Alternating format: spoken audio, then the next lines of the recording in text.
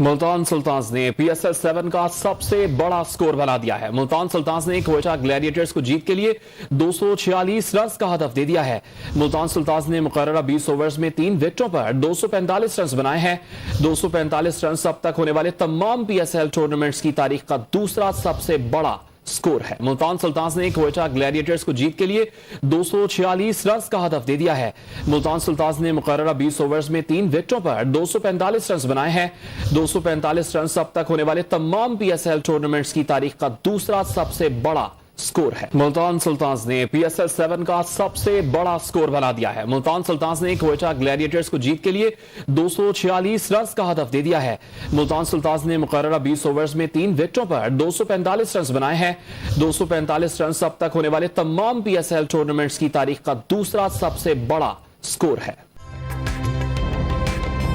ताजा तरीन वीडियोस के लिए हमारा YouTube चैनल सब्सक्राइब करके बेल आइकन प्रेस करिए ताकि आपको मिले हर अपडेट सबसे पहले।